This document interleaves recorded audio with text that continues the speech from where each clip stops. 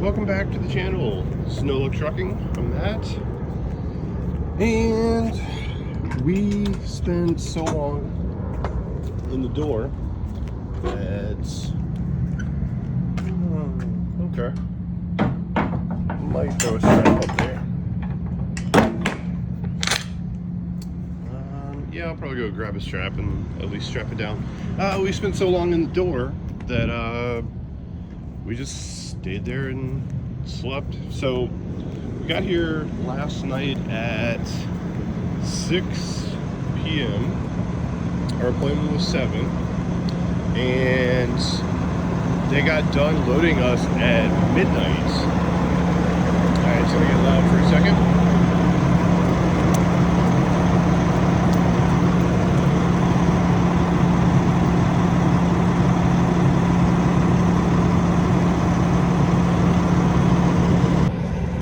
Yeah, so it was kind of one of those weird things where it was like we wanted them to take a decent amount of time so that I could get some sleep, or short enough time that we could find parking, but neither kind of happened. Yeah, so it was one of those things where it kind of took an in-between amount of time, so didn't quite get enough sleep, so we decided to just sleep in front of the door because the guy gave his blessing. So instead of trying to find parking in Memphis, which already sucks, like I said, plus we were pretty late to we would be getting to the truck stops pretty late. I don't really trust paid parking too much because, you know, if somebody parks there, they're not going to kick them out anymore. So you essentially wasted your time and money. So the only thing is they gave us a seal. I don't know if we're supposed to seal it or if they're supposed to seal it, so I don't know. We'll see at the gate. We'll get through here and then we'll pick up a little bit later, but basically it's now it's 4:30 a.m. We're gonna be rolling out. I'm pretty well rested. It's been kind of a struggle being sick.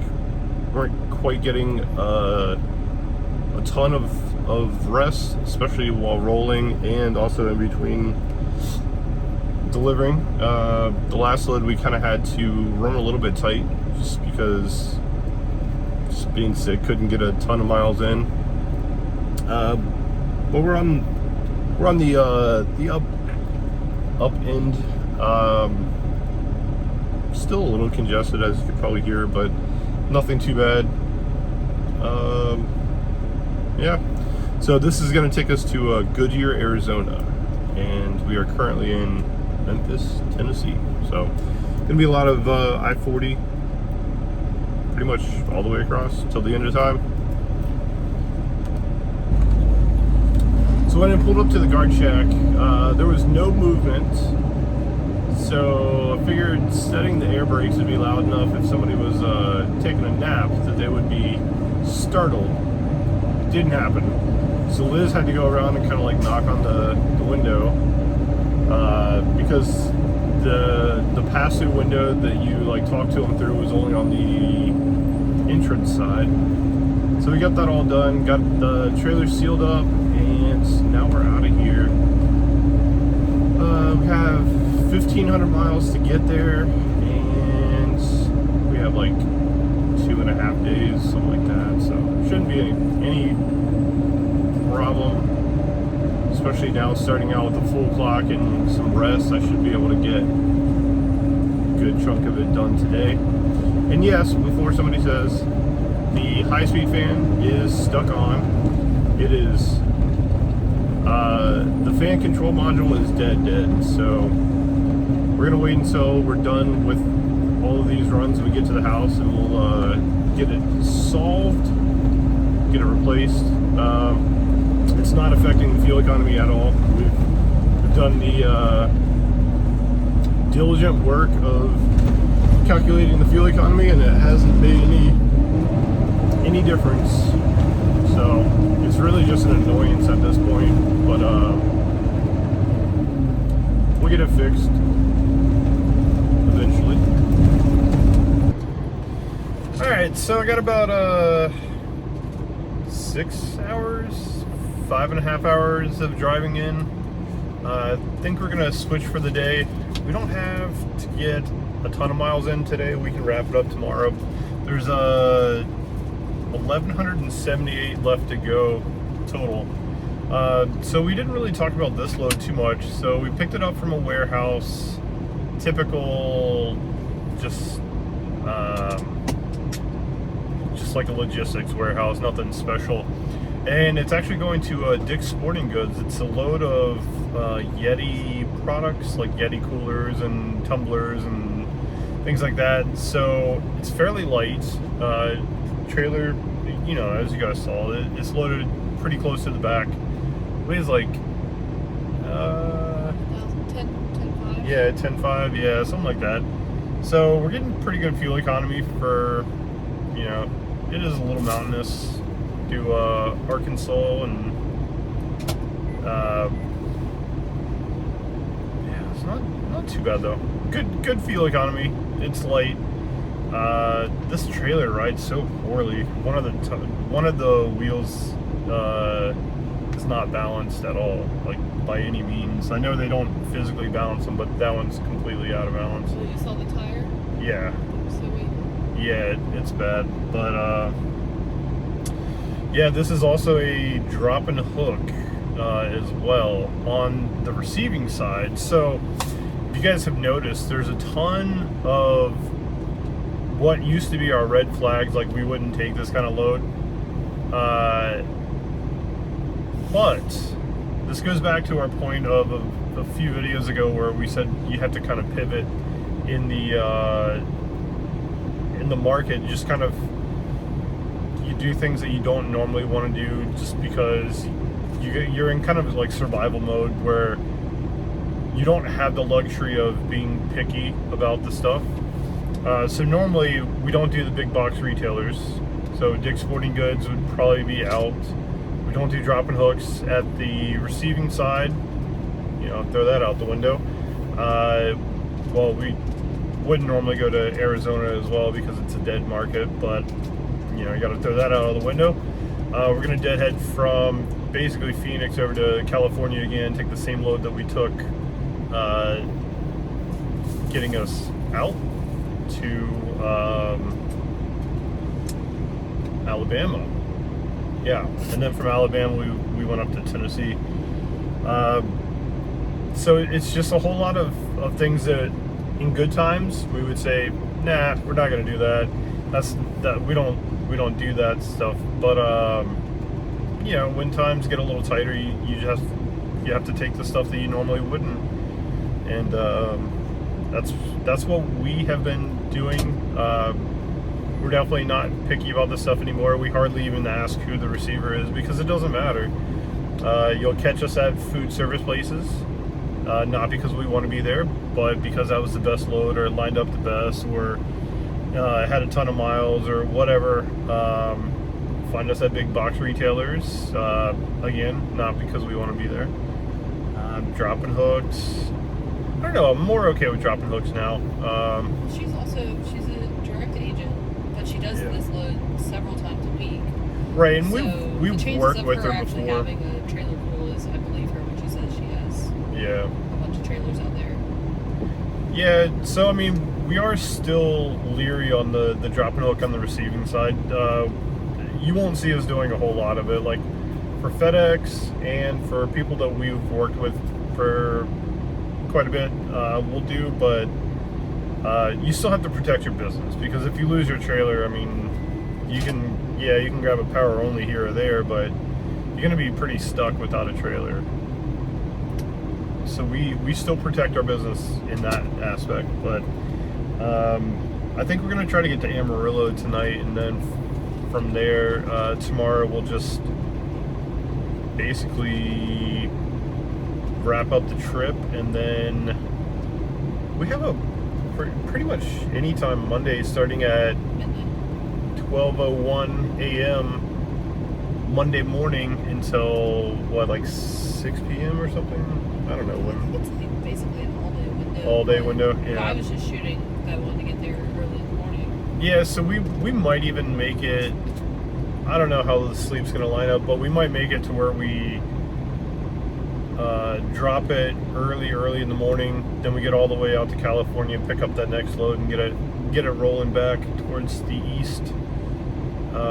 All in one swoop, just so we have some extra time on that next one. Kind of depends on how we feel, because as bad as I was feeling a few days ago, I think Liz is going through that. She's like a day or two behind me of the sickness. So, I mean, it does suck running all day when you're sick, but you know, we're gonna do what we can do, and we'll make it out in time to deliver this, and we'll pick up down the road if anything interesting happens. If not, just imagine driving on 40 for hours and hours and hours. And that's what we're doing. Going back and forth. Yeah, back and forth. That is actually what we have been doing, and we'll continue to do that as long as the money is good. And right now, that's the most stress-free money that we can make. All right, we're leaving out of Amarillo. We got laundry done, and the guy that cleans the showers and stuff rolled up and said, "Hey, if you guys want the large shower, just let me know." So we weren't really planning on taking a shower there, but free shower. So we ended up leaving him a $10 tip, just, you know, to encourage him to be a good person in the future, you know. I know the job is probably tough dealing with truck drivers all day, but he was a nice guy, genuine guy, wanted to help everyone out. So we left him a little tip, and yeah, we got the laundry done, and then slept a lot later than we wanted to, but you know, what are you gonna do? Neither of us were feeling like the best, so I'm pretty much over it. Liz is like a day or two behind, so she's probably in the worst of it right now. So we're 763 miles away from our delivery, which we should be able to knock out. Well, we're gonna get a good portion of them done today. Then we need to deliver by midnight, or well, it starts at midnight tonight. So we're gonna have to stop somewhere and probably like sleep or whatever, and then run it in, then get to California. So we'll pick up a little bit later. Made it over to Dick's Sporting Goods, just dropped the trailer. Now we need to go over and see if they have an empty. I don't like how the card was like, yeah, if we have one, then it's gonna be over there. I'm like, you should have one. That's what was told to us, but they don't care. It's not their problem. So hopefully we have something. Glad to get rid of that trailer. It's another one of those where it needs some work, but Landstar declines to do any sort of preventative maintenance on it, so just gotta drop it and keep rolling. So it's nothing that's like it doesn't fail a DOT, but obviously that wheel is maybe bent, out of balance, maybe the tire's out of round, whatever, but to them, if it passes inspection, it's A-okay. So we're gonna get over to the other lot and check on the trailer situation. All right, so apparently this is a drop lot, but this is really just an empty field next to their facility. And let me show you how they expect all these trucks to get into this place. We had to lock in the drives just to get up this curb, because over here I couldn't even tell how to get into the place because there was no like actual entrance. And then I finally see the two cones over here. I'm like, there's no way. So they put like concrete bags, or maybe not even, just like potting soil or something like that, over here along the curb, which, yeah, so this right here is how you're supposed to, yeah, so that was probably us right there trying to get into this place. Oh no, actually this one, yeah, because I had to lock in the the drives just to get up the curb, because basically you're going up a curb. And aero trucks really aren't made for that. I didn't want to go blasting up there. There's absolutely no weight on the drives since we're bobtail. Fun times. So there is one Landstar trailer.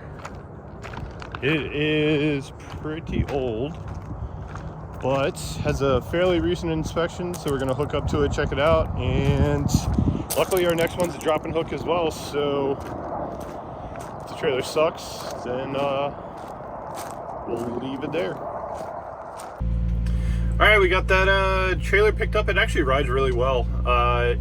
It's in good shape. It is old. It's really old. But we're down at a rest area on I-10 West, heading over to California to pick up our next load.